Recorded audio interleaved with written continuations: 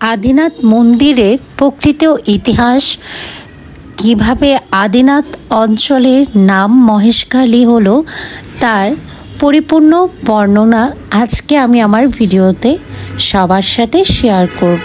আদিনাথ মন্দির বাংলাদেশের বিখ্যাত অন্যতম হিন্দু মন্দির।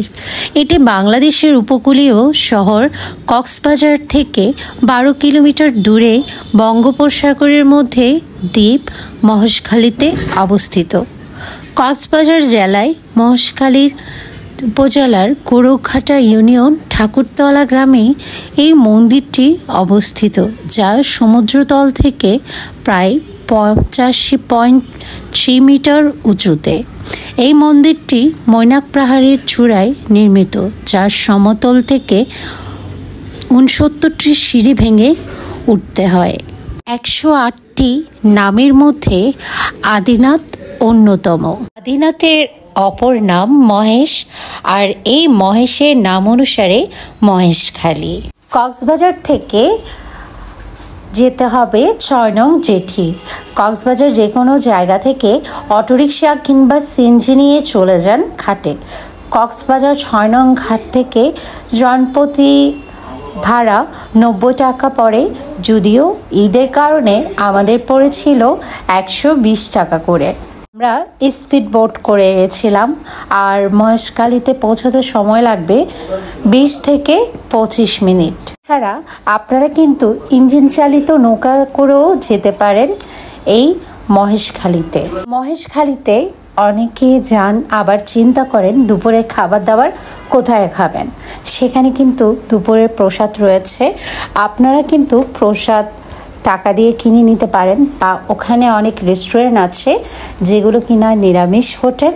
আপনারা কিন্তু ওখান থেকে ভালো মন্দ যাচাই বাছাই করে আপনারা কিন্তু টাকা দিয়ে দুপুরে খাবার দাবার সেরে নিতে পারেন। মহেশখালীতে কিন্তু কোনো আবাসিক হোটেল নেই, আপনারা চাইলে লঞ্চে আপ ডাউন নিয়ে নিতে পারেন, বা আপনারা যদি নৌকা বুক করে থাকেন সেক্ষেত্রে আপনারা আসা যাওয়ার ভাড়া একসাথে নিয়ে নিতে পারেন, যেটা আমরা করেছিলাম।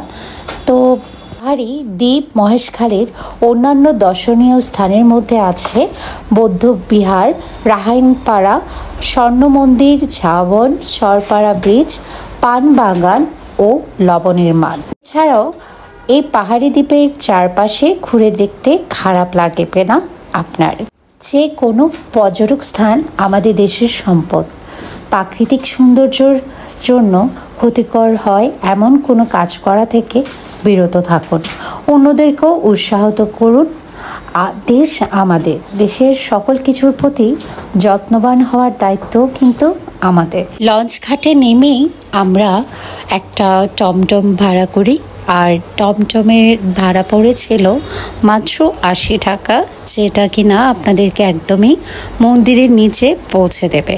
মন্দিরের বাহ্যিক সৌন্দর্য দেখে মন আপনার এমনিতেই শান্তি হয়ে যাবে। আর এই সেই মন্দির, যে মন্দিরের জন্য দীর্ঘ প্রতীক্ষায় আমরা অপেক্ষা করছিলাম, আদিনাথ মহেশখালী মন্দির। মন্দিরের নিচে এসে মনটা কিন্তু শান্তি হয়ে গেছে। তারপর এটা দর্শন করে আমরা চলে গেলাম পূজা দেওয়ার জন্য। আর এখান থেকে আমি সব কিছু কিনেছি পুজোর উপকরণ, যেমন আকন্দ ফুল, বেলপাতা, আর অভিষেক করানোর জন্য ডাবের জল। আর এই যে রেডিমেড পুজোগুলো দেখতে পাচ্ছেন, আপনারা চাইলেই এখান থেকে পুজোকে একেবারে কিনে নিতে পারেন, যেটার প্রাইস আসবে 150 টাকা করে। আর আপনারা যদি চান যে পাহাড়ি এই যে রাখাইনদের তাদের হাতের বোনা শাল, এই কাপড়গুলো আপনারা নেবেন, তাইলে কিন্তু এখান থেকে আপনারা প্রিয়জনের জন্য কেনাকাটা করতে পারেন, বা আপনার জন্য আপনার পছন্দের জিনিসগুলো নিয়ে নিতে পারেন খুবই সুলভ মূল্যে। এই যে আমরা হাঁটা শুরু করে দিলাম, আর হাঁটতে হাঁটতে ভোলা বাবার নাম নিচ্ছিলাম, আর চিন্তা করছিলাম ভোলা বাবা কত সুন্দর না সুযোগ করে দিয়েছেন আমাদের দুজনকে এই তীর্থস্থান ভ্রমণ করার জন্য।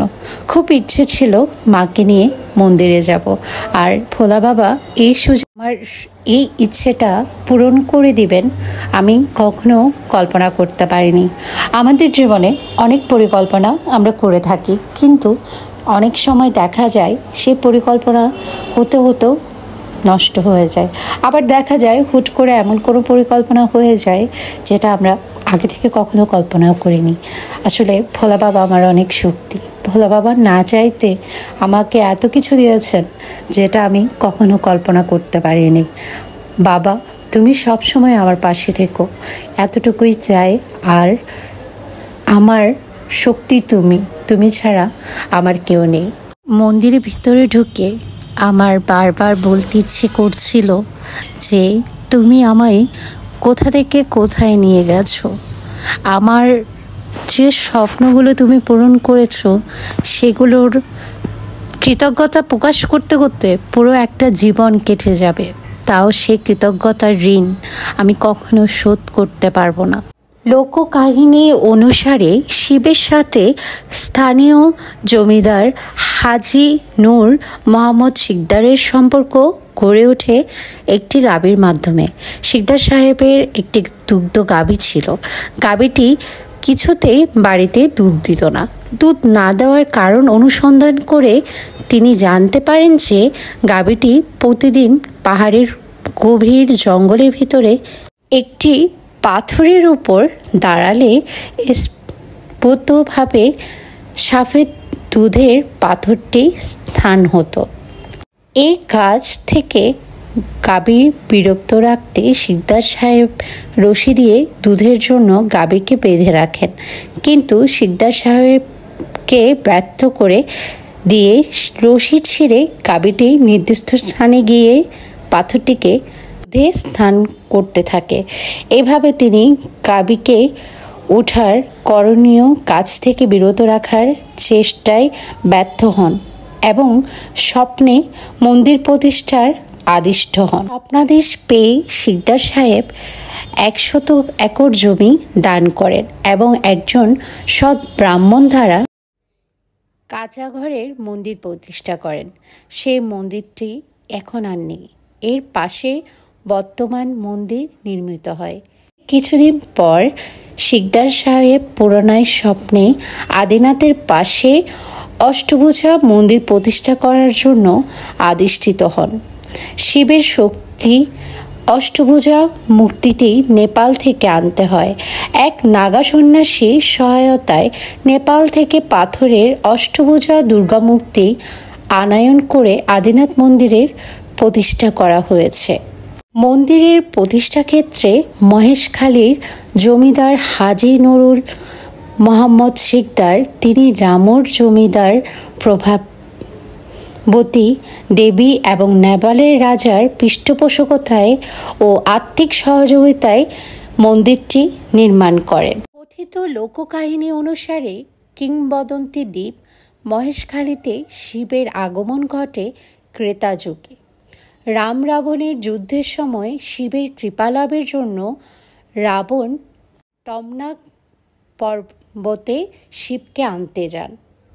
তাদের অনুরোধে শিব রাবণকে শর্ত দেন যে বিরতিহীনভাবে নিয়ে যেতে পারলে শিব লঙ্কায় যেতে রাজি আছেন। শর্ত মেনে নিয়ে রাবণ শিবকে কাঁধে করে নিয়ে যাত্রা শুরু করেন। পথিমধ্যে রাবণের প্রস্রাবের ব্যাগ এলে মৈনাক পাহাড়ে যাত্রা বৃদ্ধি এবং সত্যভঙ্গের কারণে শিবকে মৈনাক পাহাড়ে থেকে যান। সুপ্রাচীন ধর্মগ্রন্থ রামায়ণ সুন্দরকাণ্ডের প্রথম সর্গে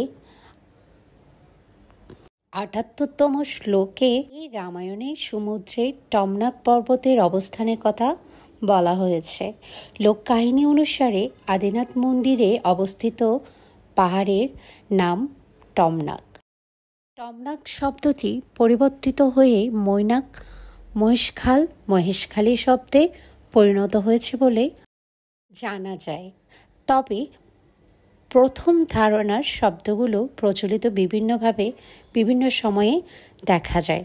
কক্সবাজার জেলায় মহাখালীর থানায় অবস্থিত শ্রী শ্রী আদিনাথ মন্দির বিশ্বের হিন্দু সম্প্রদায়ের নিকট অন্যতম তীর্থস্থান তথা শাস্ত্রীয় মতে কলিযুগে মহাতীর্থ নামে খ্যাত একটা মন্দির। এই সেই অষ্টভুজা মায়ের মূর্তি, যে মূর্তিটা অনেক পুরনো আর অনেক অনেক জাগ্রত একটা মন্দির। সবাই দর্শন করুন, মায়ের কাছে মনস্কামনা করুন, অবশ্যই আপনার মনোবাঞ্ছা ভগবান পূরণ করে দিবেন। পৃথিবীর সবাই ভালো থাকুক, ঈশ্বরের কাছে এইটুকু প্রার্থনা। আমাদের জীবনে ঘটে যাওয়া সময়ে আর ঘটে যাওয়া মুহূর্তগুলো আমাদের জীবনকে অনেক বেশি প্রাণোদ্বন্ত করে তোলে। আমরা যেমন খারাপ সময়গুলোকে মনে রাখি, ঠিক তেমন আমাদের এই সুন্দর সময়গুলোকে আমরা সারাটা জীবন মনের মণিকোঠায় এক কোণায় যত্ন করে রেখে দিই। পৃথিবীতে একটা বিষয় বিশ্বাস করি, সেটা হচ্ছে ভগবান আছেন। ভগবান আছে বলে আমরা এখনও খারাপ কোনো কাজ করার আগে চিন্তা করি ভগবান নিশ্চয়ই উপর থেকে দেখছেন সব কিছু। আবার ভগবান আছে বলে আমরা নিঃশ্বাস নিচ্ছি, বেঁচে আছি। যখন থেকে বুঝতে শিখেছি ভগবান আমার জন্য নির্দিষ্ট যা কিছু রেখেছেন ঠিক ততটুকুই আমি এই পৃথিবীতে পাব। আবার যখনই এই পৃথিবী থেকে আমার সব কিছু শেষ হয়ে আসবে হিসাবের খাতা, ঠিক তখনই কিন্তু আর 1 মিনিট বা 1 সেকেন্ডও আমি থাকতে পারবো না। তবে আদিনাথ মন্দিরে মহাদেবকে দর্শন করুন, কৃপা লাভ করুন, আর আমার জন্য অবশ্যই প্রার্থনা করবেন।